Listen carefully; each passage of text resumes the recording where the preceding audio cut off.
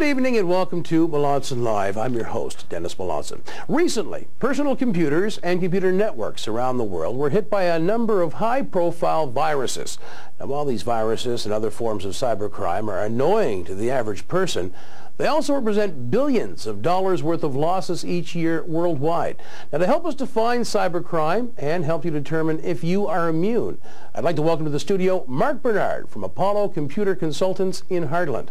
Also, if you'd like to make a comment or ask us a question, feel free to give us a call. It's toll-free, by the way, 1-866-414-3628. That's 1-866-414-3628. And welcome to the studio, Mark. Thank you. Let's start off by asking you a very simple, basic question. What is cybercrime? What entails cybercrime? Well, cybercrime defined by the law is any act that's used where a computer is used to commit crime, such as infecting another computer or bringing down a network. It's pretty broad, and it's obviously law is designed that way so that it can apply to many situations. So there are multiple forms of cybercrime then? Yes. The intro I mentioned viruses. That's of course been very highly publicized as of late. We had some real nasty ones here a while back. What sort of effect do viruses have on systems worldwide? Well, it's pretty much the same effect that you see here when somebody develops a virus, an original virus. Usually it gets emailed to people, and usually it has a number of mechanisms such as reading the person's address book and then, of course, propagating itself through that address book and spreading itself around the world. Usually we detect them early on in the East, in the Pacific Rim area, and then they kind of just spread as the time zones kind of move over. And every company is affected basically the same way. Now these latest viruses or worms, I guess they called them, affected things like major airlines, affected large multinational companies. The Rogers internal network was also affected by that. For me, it was merely an annoyance that I couldn't get into my computer, couldn't get my emails, that sort of thing. But if I were a CEO of a company, I'd be watching cash going out of my pocket, would I not? Absolutely, yes. How big of a problem is it as far as a drain on the economy? Well, there's some estimates that we use out there as information security analysts, and one of them is, for instance, network time is worth about $27,000 per minute. Wow. Is that like for any particular company, or is that sort of broad-based? It's a very broad estimate. Of course, there's different situations, and you can't hope to have an absolute for each situation. You kind of use that as the benchmark and then move forward. Yeah, I was looking over some of the data that you gave me here, some of the background here. The help desk, $23 per call. Tech support, $500 per hour. So at $23 per call, I think that last series of viruses I must have cost the company probably easily $400 or $500 just myself. Not to mention the lack of productivity on the part of workers trying to boot up computers and follow the assigned protocol for getting rid of these viruses and stuff. Is this type of cybercrime or this type of attack, is it actually increasing? I suspect we've heard that kids, kids who are very good with computers naturally are the cause of the majority of this stuff. Is it on the rise, or is it starting to level out? Well, actually, I believe that the number of incidents are down of actual virus attacks. However, the ability of the worm or the virus to penetrate networks has increased. So the skill level, you can see, is starting to go up as the number of incidents decrease. However, that means that there's still a lot of damage, and there's more damage happening now than ever before. What's the motivation behind this stuff? Is it just somebody getting their jollies, or somebody saying, look, if I do this, then I'll be hired up by a big computer company because they'll see I'm smart? Because that's what used to happen. That's right, yeah. What's the motivation? Do they still hire these people up, or are they sending them off to jail now where they really belong, I guess? Well, unfortunately, yes, I believe it's the classic story of the misspent youth. But a lot of the serious viruses, of course, are written by senior programmers, and then there's various variants, as we call them, of virus that come out afterwards. These people are not necessarily being hired anymore by senior companies like they used to be. There's lots of security people out there that know what's going on and that analyze these things and that have a clean track record and haven't committed any criminal activity. And those are the kind of people that they're hiring now.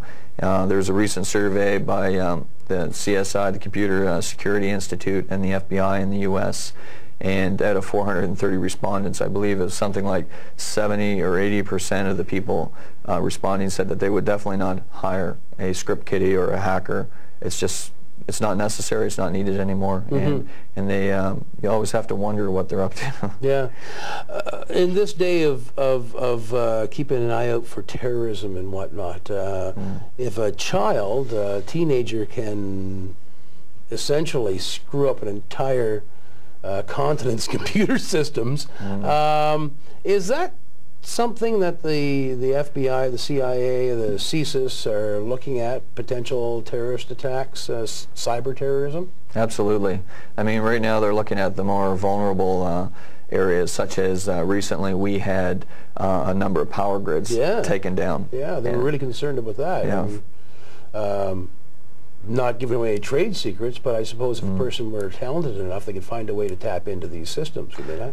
Absolutely. Well, as more systems become integrated, and that's the natural trend, because let's face it, everybody's in business, the governments are in business, and private business is in business to make money and not lose money. And so they turn to technology, and technology has been something that we've turned to for now 30 years almost. And as we do that more and integrate our processes more with our sort of our legacy practices, such as maybe management of a power grid.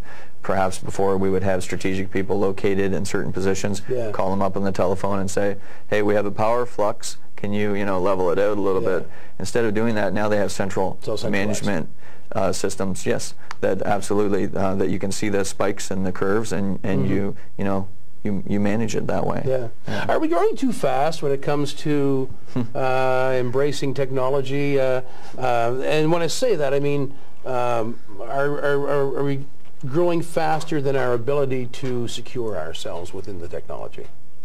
We're growing very fast, yes. And the power of computers now, a good example are encryption keys. In the past, it would take years and years, and ultimately resources that no one person could muster, not even Bill Gates, to crack an encryption key. But now, because of the power of the integrated chip is becoming so affordable, I mean, we have 2 gigs, 2.5 gigs on the market right now. That's the norm now. You can buy it for $1,000. Imagine if you took 10,000, you bought 10 of those and put them into a cluster, which is where you share their computing capabilities. You could build a small mini computer or a mainframe computer, and you'd be able to crack keys much easier than ever thought before. So yeah, technology is definitely accelerated so much that we're having a hard time keeping up.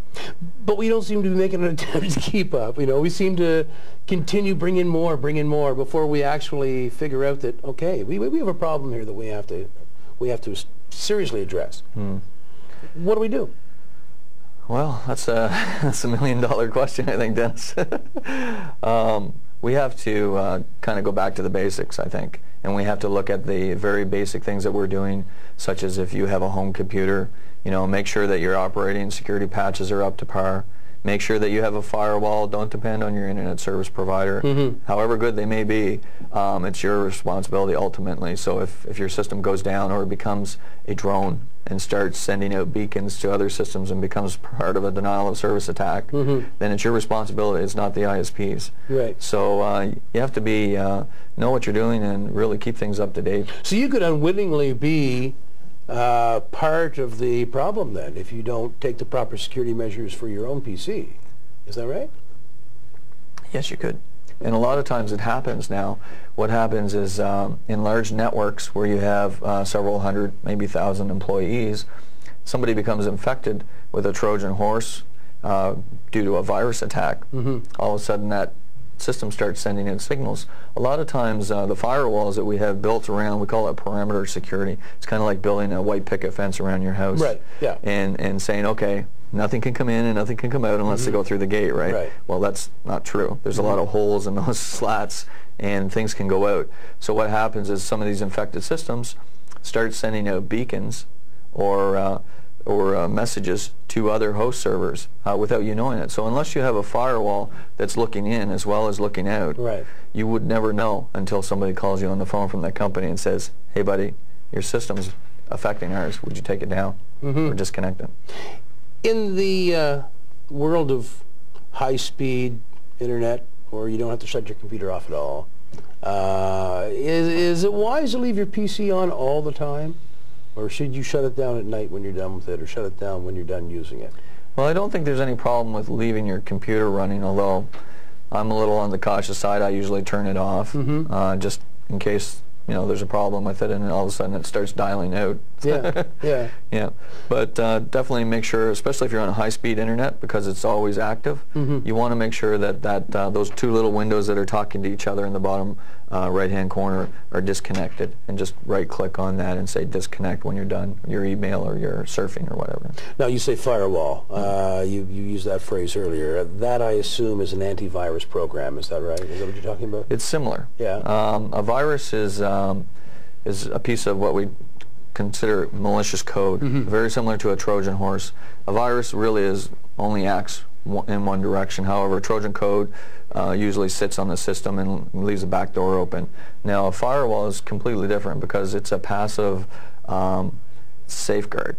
And what it does is you configure it so that it doesn't allow certain types of packets. And on the internet, everything is transmitted through these little pieces of information called packets. So you can shut down ports on your system that won't accept those packets.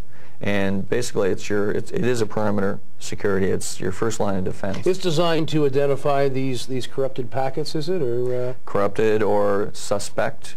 And also, some of the more advanced ones have IDS systems attached to them, which are intrusion detection systems, which will analyze the packets as they come across the network. And what those systems will do is they'll identify patterns, which we refer to in the security business as signatures. And once it recognizes a signature, it will alert you, or it will automatically do something. Now, can you, as a personal PC owner, can I go out and buy a firewall to install into my computer, or do I need professional help to do that? Absolutely, yeah. Yeah. Yeah, I've used quite a few. There's free ones out there you can buy. There's, should I mention any brand names? Sure, go ahead. Okay. Yeah. If you do a search, there's Black Ice.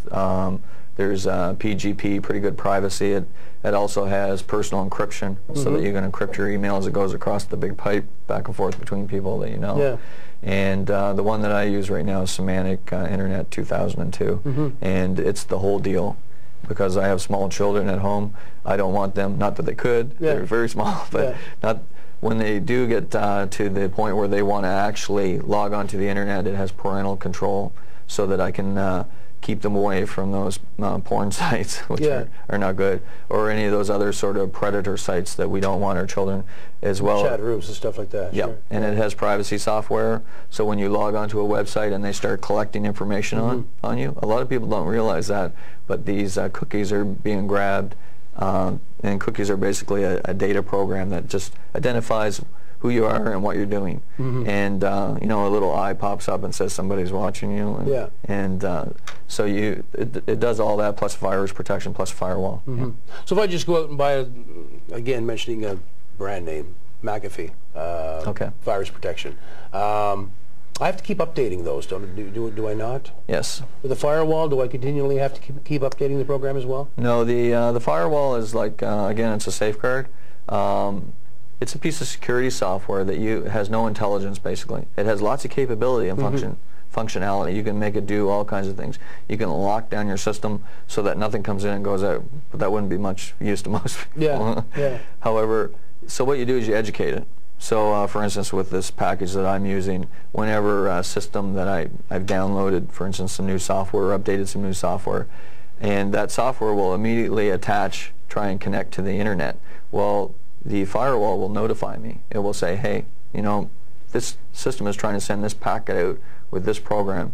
Do you approve? Do you want me to block it? And it's the same way inbound. It'll actually ask me. So I end up answering those questions and educate it, and I build firewall rules, basically. I don't know if you can answer this or not, but when you do a cost comparison with a firewall versus a virus and antivirus program, what sort of cost differential are we looking at? Well, you need both. Yeah. Both of them do two different things. Viruses come in all kinds of different packages now. Used to be a simple email attachment. Someone would send you, hello, I'm Mary, here's my picture, would you like to look at it, or something like that. And of course curiosity, where a human click and all of a sudden, poof, our system was wiped. Right. Well, now there's also viruses that are attached in HTML. A lot of email is attached in HTML. That's a markup code that's used quite often. And there's also PDF, which is Adobe Acrobatic Reader. There's viruses that are attached to that now. Really? Yeah. Oh yeah. There's thousands. I couldn't give you some indication, but it's probably about 35 or 40,000 viruses known right now. Wow. Yeah. Now, is this since the dawn of the internet? Yes. So it's a lot of these are no longer in circulation, are they? Or? Well, you can't stop protecting yourself. What if it pops up again? Of course, they're getting more and more sophisticated now. Yes. What's the difference between a virus and a worm? I heard the phrase, these latest ones were actually worms as opposed to viruses. What is the difference? It's a great question, actually. I thought it was. Yeah. Because I don't know. A virus is basically a piece of code that comes and infects your system, and it does something. Yeah. It probably will disable or wipe your drive or wipe some system files so your system's useless. Right.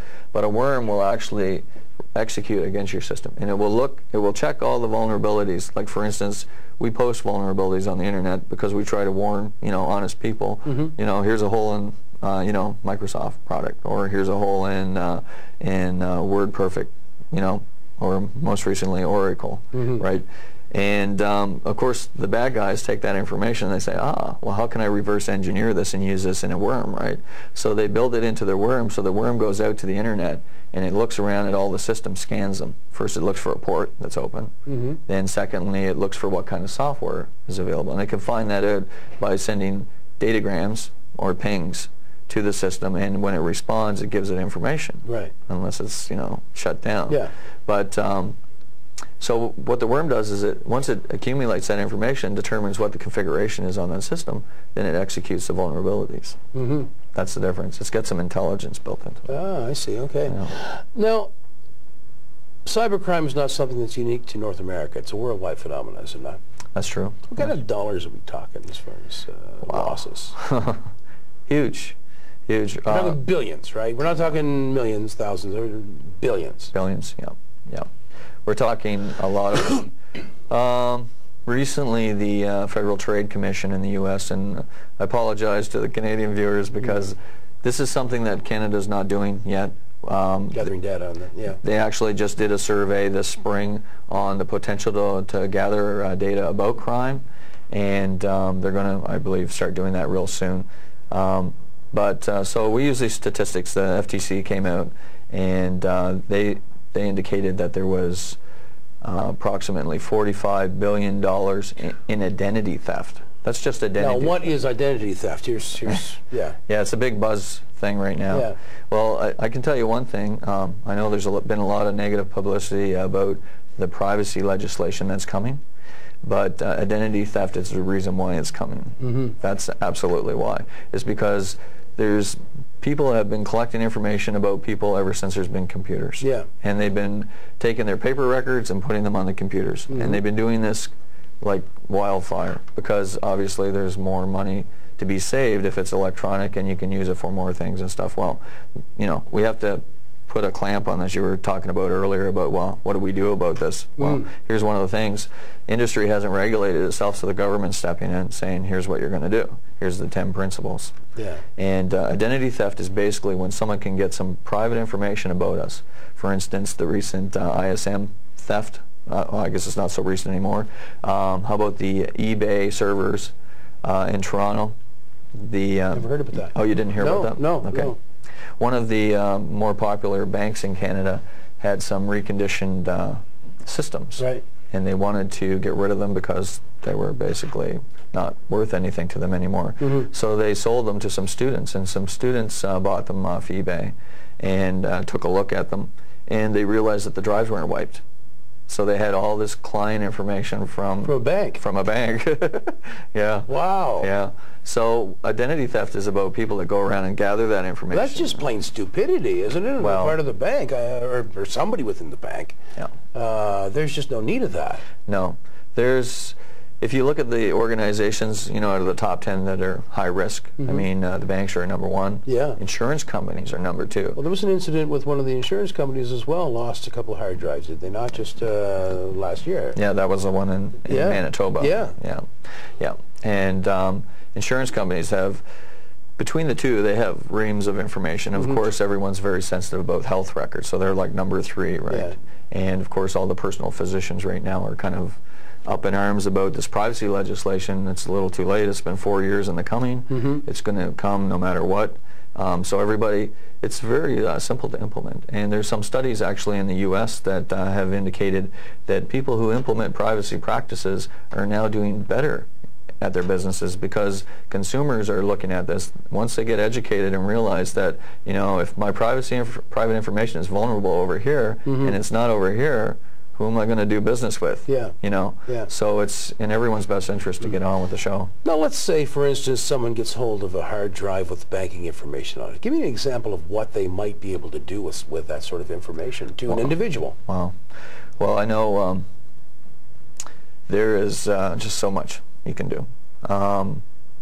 There's some really good Hollywood movies out that if you take a look at Identity and those types of movies, and you can kind of see what happens. The movie with Bruce Willis and Enemy of the State. That's it. Yeah, where they're tracking him. He's got, you know, and they wiped out his credit record. Yeah. I mean, what better way to control somebody? So that's not fiction. No. What better way to control somebody? Well, it's theory. I mean, it does happen, though. There's cases. Actually, there's a lot worse cases than that have actually ended in fatality.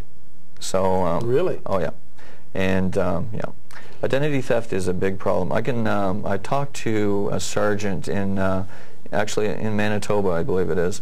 He's the RCMP's top guy on ID theft right now, and the problem is in the past. And I've tried to go back and get some archive information to try and do a practical study on, you know, what was ID theft like before, what is it like now, you know, how can we educate the public if we can't say, well, here's this big problem all of a sudden, instead of, you know, like the way Y2K thing where you just kind of hit them over the head and say, look, things are not going to work anymore after year 2000. Anyway, and he said the basic problem is that in the past you would have someone who would go around and collect, social engineer, go around and collect information out of dumpsters, out of garbage bins, you know, from the mail slot, misdirected mail, or what have you. But that's pretty time intensive, though. I mean, yeah, absolutely. But people did it in the past. Is that right? We don't know how many people have, but you know, forged passports. The old scam of credit card slips, the carbons. Carbon. Yeah, I mean that's been going on forever. Yes. You know, now it's easy as hooking onto the internet and checking someone's transactions. Yes, and there's the problem, right? The internet is a vehicle for sharing information, right? And those same people now that used to take that little piece of information that they collected and walk into the corner bank and apply for a credit card and maybe walk out okay with the credit limit, have now resorted to the internet. They've evolved too, right? So now they're entering online transactions. Actually, they only entered into one script program, and then it automatically applies to maybe 10 banks or 15 banks. Right. And there you have the problem, right? It's like massive. Yeah. Well, there's a lot of sharing of information now too that the average person just isn't aware of. Companies take their databases and actually sell them to other companies for profit. You know, they're selling my name for profit. A common thing? It's always been a common thing in the past. You probably read the papers, right, Dennis? Did you read the story today about the MP, I think it is in Moncton, who was up in arms about this new U.S. legislation against call centers? No. Tell us more. Okay. Apparently here's a real life thing happening, right? There's 22,000 employees in New Brunswick that work at call centers, which is great. Ever since the early 90s, these businesses have been flooding in here. right? And that's great. I mean, we need to build our economy solid. Well, apparently this MP is up in arms because now the U.S. wants to build a national no-call list in the U.S. so that these call centers can no longer call these people. But it's kind of ironic to me because with the privacy legislation coming down, I think the U.S., this bill is stalled in the U.S. It's not going anywhere right now. But I think all the U.S. is really looking for is a little reassurance because they're very frightened and they want to protect. I mean, we have, since our legislation for privacy, they've come out with 5 pieces of legislation in the U.S. So they're very, I'm not going to say paranoid, but they're very concerned. There are people after them, and they know it. And absolutely. And what better place to come to a neutral country who collects information about American citizens? You know, if you want to enter a country, it's perfect. So yeah, they're concerned. But I think if we reassured them instead of challenging them on their legislation, went back to them and said, hired a lobbyist. Surely if the industry has 22,000 employees, we could hire a lobbyist to go to Washington and say, look, in New Brunswick, we have 22,000 employees. We're introducing a new privacy legislation. Why don't you take a look at this? Because I think it's going to take care of all your concerns. You know, and just settle the problem right there and then. Because the privacy legislation will make the call centers go back and they'll have to ask for consent from all the people that they have information on. So when they go to call you, for instance, they'll have to ask you, do you mind if we call you, first of all? And do we mind if we use your information for something? Okay, interrupt right here. Taking a short break. Don't go away. We'll be right back. We're talking about cybercrime, its effects on you and the worldwide economy. We'll be right back. And welcome back to Melanson Live. We're talking about cybercrime tonight, the effect it has on you as Joe and Jane consumer, and also on big business worldwide. With me, Mark Bernard from Apollo Computer Consultants in Heartland. We were talking about things such as ID theft and viruses, but there's also several other different types of cybercrime as well. And just sort of looking at a list here. Insider abuse of net. Now that basically sounds like someone goofing off on the job surfing the net. Is that what that is? It could be, yes. It could be people using the internet to download things. I mean, people do have a certain right to privacy during their lunch hour and their breaks and stuff, even though it's not totally acknowledged by employers. But nevertheless, when they do use the internet and they download like large files, like 1 meg, 5 megs, it's nothing for one person to do, but when you have 5, 10, 15, maybe 200 people doing that, it all of a sudden drags the network down. And maybe they're trying to process the financial report for the month, and the CFO is waiting for that. And it's not coming because it's taken too long to accumulate the information. So yeah, the bandwidth is paid for by the company, and insider network abuse, that's one example. There's lots of other examples, of course. A lot of times an employee will change positions, okay? That's company policy, you know, you want to promote from within. Sometimes their authority is not being removed from their old job, so they carry it forward. So all of a sudden they end up with access not only to their new job, but also other information. So that's another example. And some people sometimes use that information to their own for their own personal gain, I guess. Unfortunately, yes. There are a few, not many, but there's a few, yes. Theft of proprietary info, that's what you were just talking about, right? Yeah, we went from network abuse to kind of, but that's what that is. Getting access, That also applies if I'm moving from this company to another company. I might take some trade secrets with me. At the same time, maintain some sort of connection here on a computer basis. Is that right? That's right. And that's a big problem as far as loss of revenue and whatnot, is it? It's huge. You know, if we look at the 2003 reports that are out from Ernst & Young and from PricewaterhouseCoopers, and of course the CSI FBI report, you can see that the numbers out of just 430 respondents, there was only 61 responded out of that actually could qualify the financial losses. A lot of times they don't even know, though, do they? I mean, really. But those losses were $136 million. That's just the people who knew. Yeah. Wow. You take, for instance, I don't want to pick on engineers, but sure, yeah. but they're very knowledgeable people, and they're often put in situations where they're developing new technology. Okay. If you're employed by an employer, no matter if you're a PhD or a doctor or a master's, it doesn't matter. Unless you bring that technology to that company, if you develop it while you're at the company, then it's actually the company's property, and that's their proprietary intellectual property. Right. So if you, for some reason, leave that company and go to another company and use it, then you're actually it's theft. I see one category here, financial fraud. I don't know if this qualifies or not, but I got this email here quite a while ago, and I saved it just for tonight, just for your purposes, and for the benefit of the viewing audience, just going to briefly outline what it says, and we can discuss this sort of thing. Okay.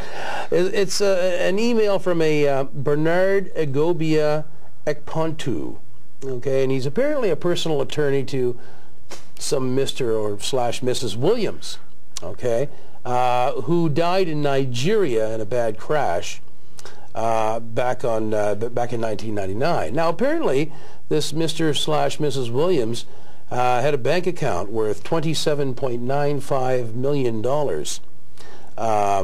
and they've been looking for this Mr. / Mrs. Williams' nearest relative so they can give them this little fortune, $27.95 million U.S., that is.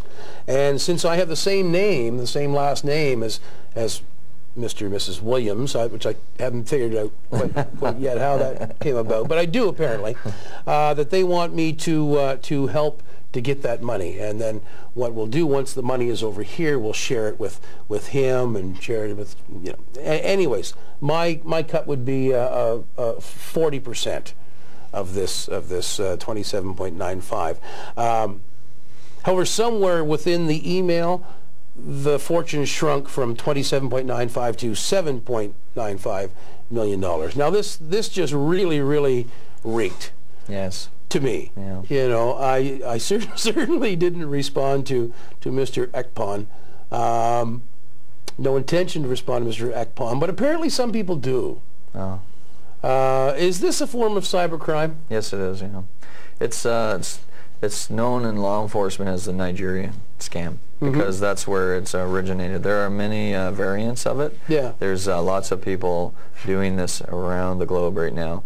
But the Nigeria scam is basically, it's about money, it's about greed, political asylum, or somebody is being persecuted somewhere, and they need help, and they need your help. But this feeds off, this is not, well, I shouldn't say it's a victimless crime, but in a way, it's sort of working on people's greed. I mean, wow, I can get 40% of $28 million U.S. Yeah. I'm going to jump right on that. Well, isn't it my fault for being stupid? Really. You can't get insurance above for no. I mean, if it sounds too good to be true, chances are it is. Yeah. Absolutely. Are things like this, people starting to become more aware of things like this and starting to ignore them a little more? Or are people still getting caught? I don't know, because you know what, I'm a member of an association, as you know, a high-tech crime association, and I'm on a listserv with law enforcement, and most of the Nigeria scams that I see that cops are pursuing, or law enforcement rather, are in the U.S. I don't ever see anything in Canada, so I don't know if they don't look for help, or if they're not tracing them, or if people aren't reporting them, or what's going on. You get something like this, should you report it to the police? Well, I personally didn't. I just printed it off. I thought it was kind of funny and amusing. I didn't know my name was Williams, but should I have been reporting something like this? Well, I think law enforcement would probably say no if you call them. However, I think it's important that because of our relationship with law enforcement, we're public citizens, we pay taxes, law enforcement protects us, right? They can't protect us from things that they don't know about. Right. So if we see someone trying to commit fraud and take money from us or from our country, then we should definitely let them know. Yeah. And they may say, don't answer it, delete it. Yeah. But at least they know. And if they get enough calls from the local public, maybe they'll actually do something about it. Yeah. Okay, let's go to the phones. We have Marilyn in Moncton. Hi, Marilyn. Yes, good evening. How you doing? Pretty good, thank you. Good. I'm a little concerned about this firewall with the banks. Maybe you answered it already, but I'm just wondering how safe it is since I have mine listed on the computer. Your what again? I'm sorry. The firewall that the banks, like if I have my accounts listed on the computer, Mm-hmm. and if I want to transfer any money from one account to the other or whatever, is it safe? Or just to have the sum total on there, is it safe? Well, I guess to answer your question, banks and insurance companies are some of the... What you said earlier, that's what I'm wondering. You said it was #1 fraud or something. They're... okay. Are the firewalls the banks and insurance companies have in place secure enough to keep people out from getting your information? Well, yeah, I would suggest that, yes, the banks and insurance companies and health authorities, they are very on track with the sensitivity of information. Maybe they don't do everything 100%, but I would say, yes, the information that you have on the bank server is safe. I know we talked about a situation where some servers were basically somehow they slipped through the process. Mm-hmm. Every bank has a process. Usually they triple wipe, which is a technical thing that we do, the drives, so that the information can't be gleaned from it.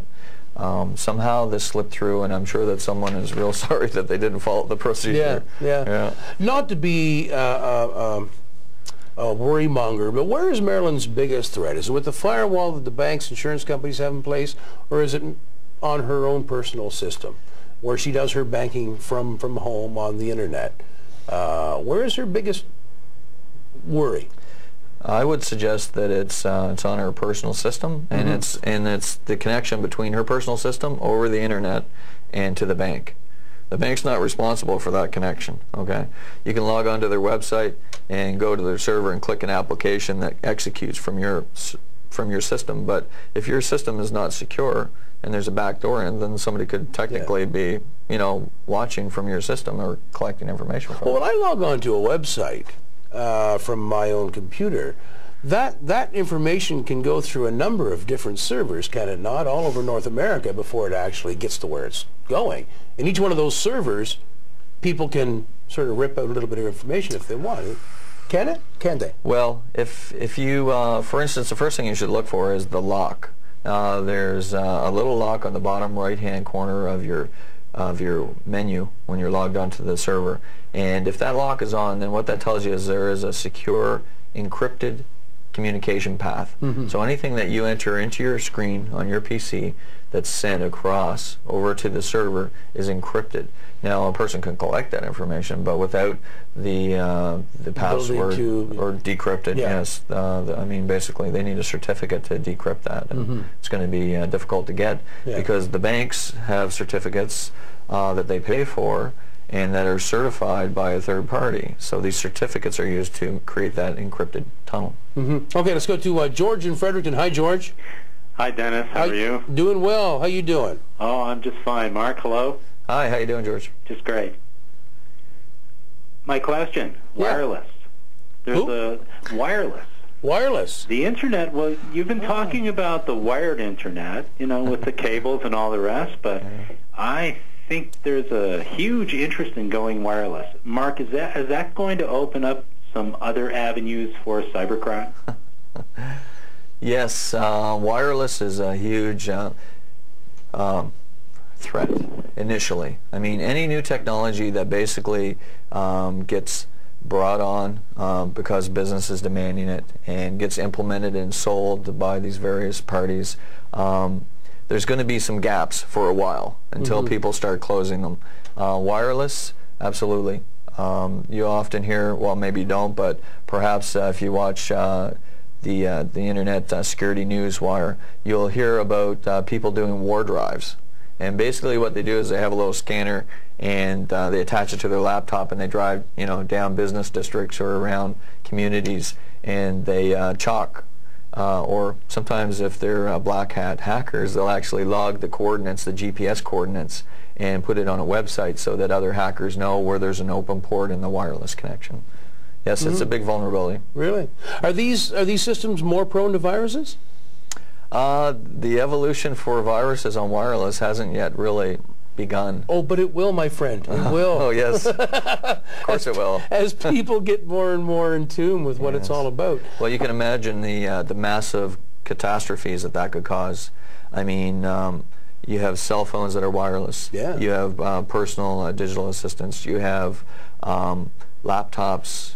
You have GPS systems. You have satellites that run on microwaves. Yeah. Also, recently there's some new projects within the health authorities where they're trying to improve the way that the doctors develop and work with certain clinical tests.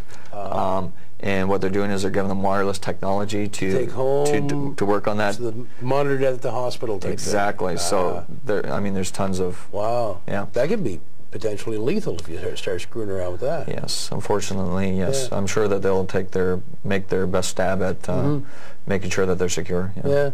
George, anything else you wanted to know, or? Well, I think it's pretty obvious that a lot of people are very much interested in being able to do things like get email or surf the web on devices they carry around in their pockets. You know, Well, you can now. Well, yeah. A lot of the cell phones have email capabilities or internet capabilities. I've got a cell phone that supposedly hooked up to the internet. I don't know how, but yeah, it'll come through on my phone.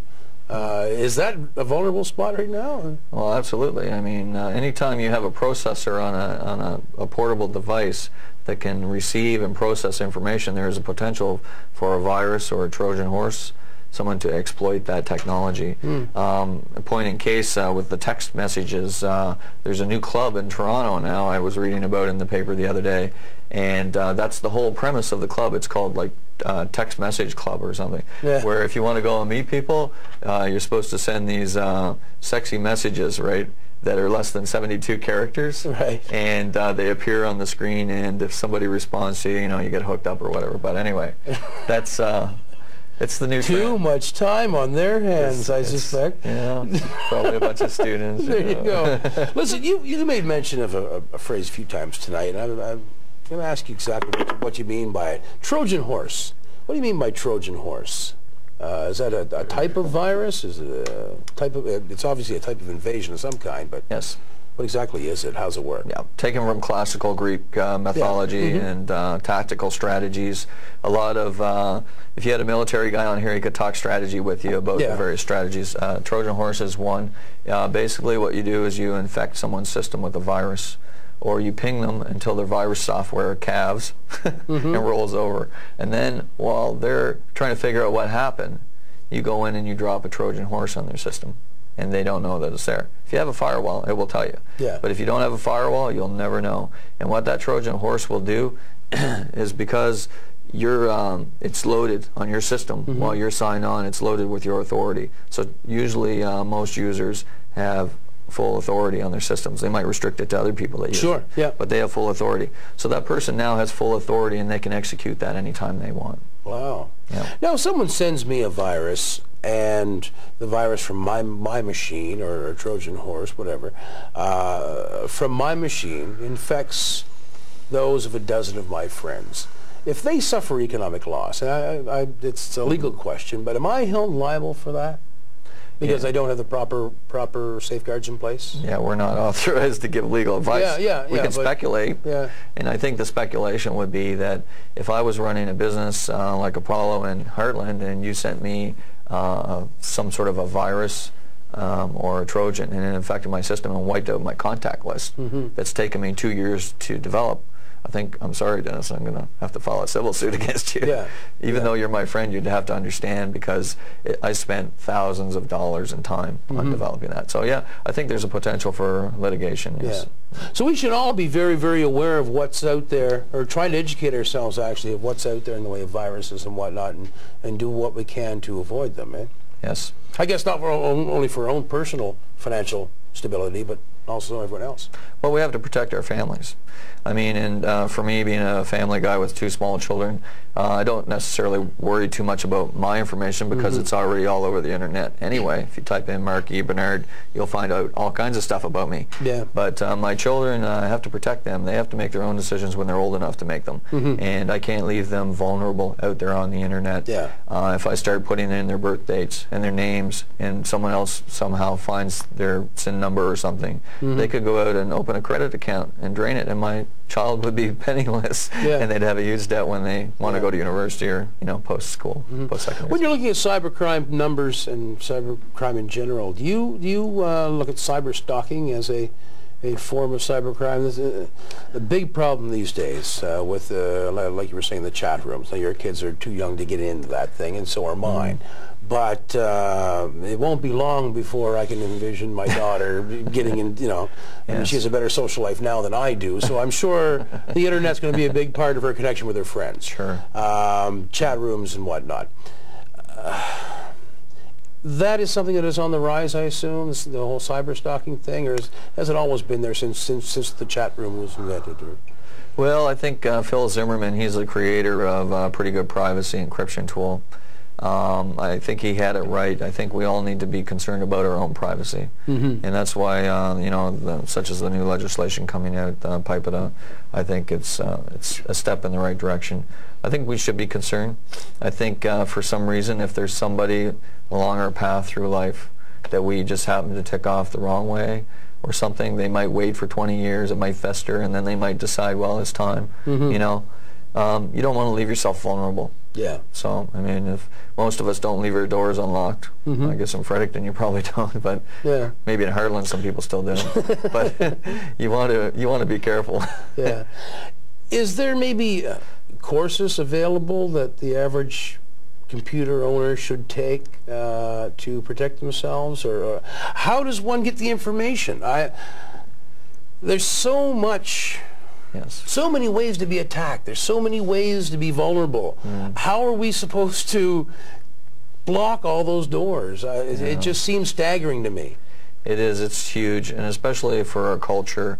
I mean, I grew up here in New Brunswick, and then I went to Toronto and worked there for 12 years and came back here. So things are quite different for me because I've seen the vulnerabilities, and I know. But I know that the people that I grew up here with that have been their whole lives are still basically the same people. And we're very trusting people here in New Brunswick. Yeah.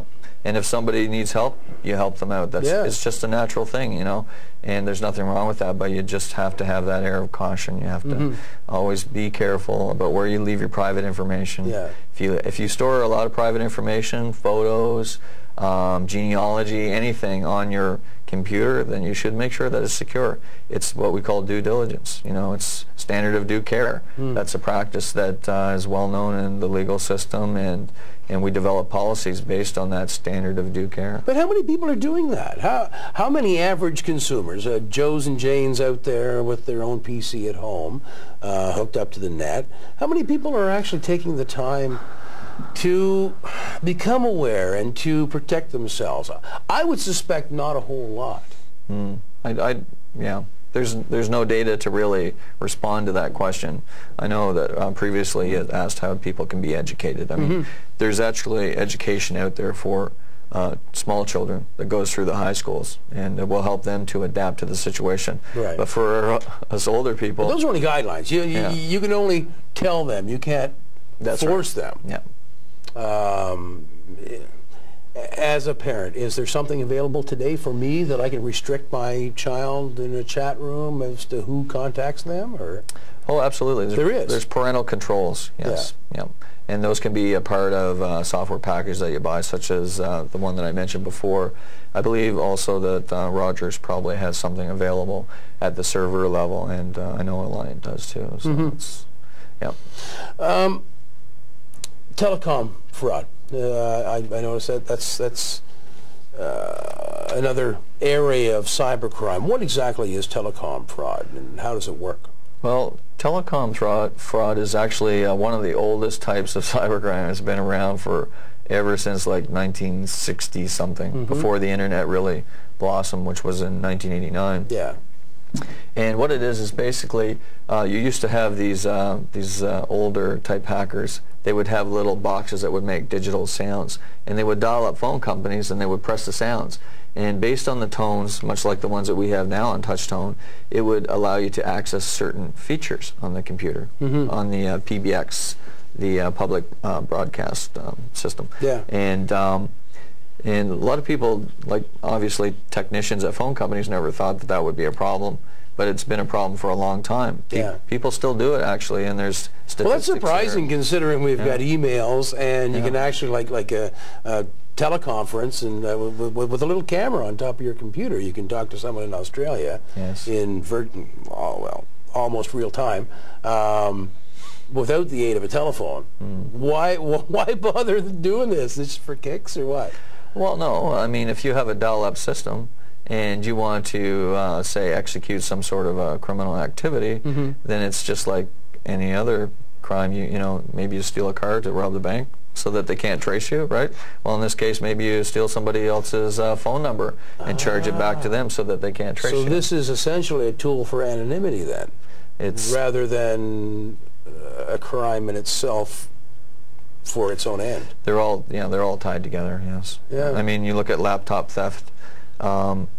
You can tie laptop theft to proprietary information. I mean, obviously, if somebody's got a laptop and it gets stolen, it's got information on it, right, about the company. If it happens to be a salesman, wow, the cat could be out of the bag there, because he might have all the sales forecasts for the next 5 years, and if that falls into the competitor's hands, the margin can be eroded. And you talk about a faceless crime, well, all of a sudden it's not a faceless crime. There's people in the plant being laid off, and they can't, buy clothes for their kids because they just don't have the money, right? So it's not to be taken lightly. Now, someone like yourself, who knows a lot about technology, who has made a living dealing with technology, certainly is at an advantage when it comes to protecting yourself. How does one get information, just the average individual? How does one get information on how to properly go about protecting themselves and their families from cybercrime? Well, I guess the best thing to do is perhaps to contact me, and I could do some research for them and find out. Or you could contact your internet service provider. Rogers, I'm sure it's one of the value-added services that they would like to provide, or their competitors.